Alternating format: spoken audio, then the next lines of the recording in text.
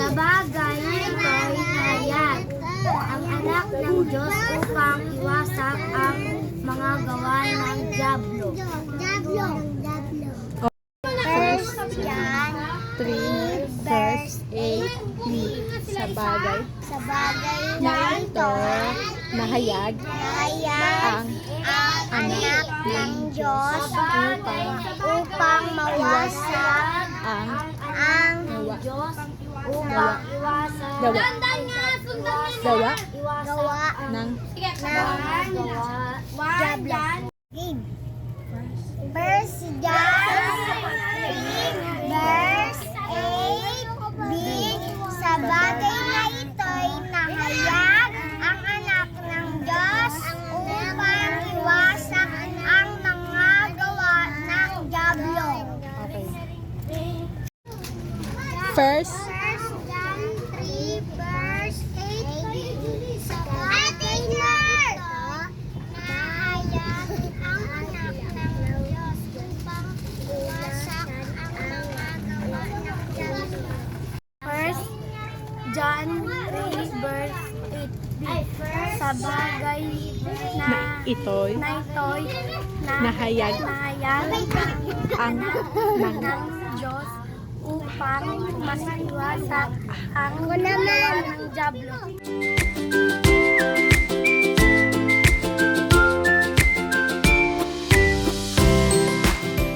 Mga awit 119 verses 18.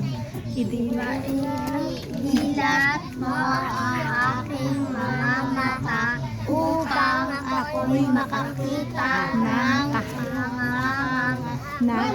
mga bagay sa iyong kautusan. Mga awit 119 verse 18. Idilat mo ang aking mga mata upang ako'y makakita ng hanga-hanga na mga bagay sa iyong kautusan. Mga awit 119 verse 18. Idilat mo ang aking mga mata upang ako'y makakita ng kahanga-hanga na mga bagay sa iyong kautusan. Mga awit 119 verse 18. Idilat mo ang aking mga mata upang ako'y makakita ng kahangas na sa mga bagay sa iyong kautusan.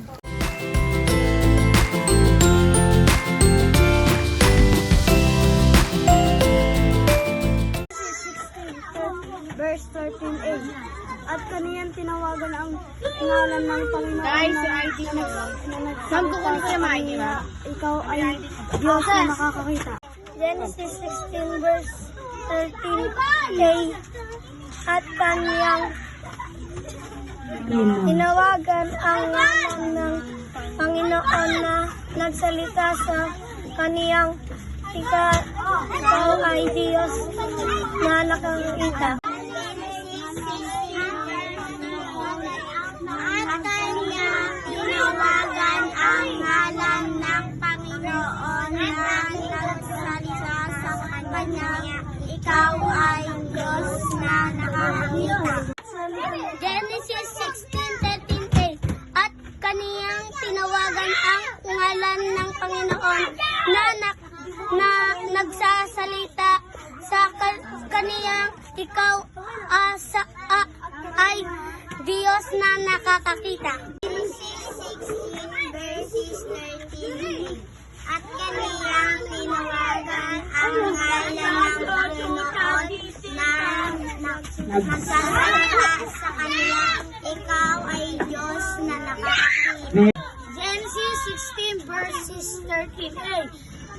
At kaniyang tinawagan ang ngalan ng Panginoon na nagsasalita Salita sa kaniyang ikaw ang Diyos na nakakakita.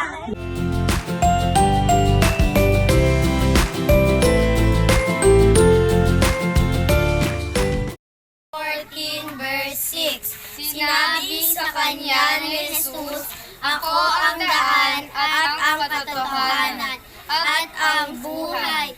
Sino man ay hindi maparoon sa Ama kundi sa pamamagitan ko. 14 verse 6. Sinabi sa kanya ni Jesus, ako ang daan at ang katotohanan at ang buhay. Sino man ay hindi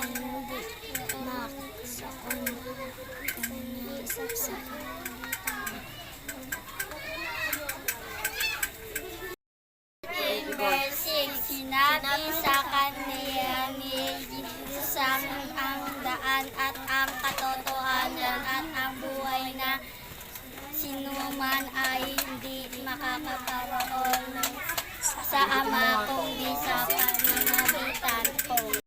14 verse 6, sinabi sa kanya ni Jesus, ako ang daan at ang katotohanan at ang buhay. Hindi makaparoon sa Ama kundi sa pamamagitan ko. 14 verse 6, sinabi sa kanya ni Jesus, ako ang daan at ang katotohanan at ang buhay. Sino man ay di makaparoroon sa Ama kundi sa pamamagitan ko.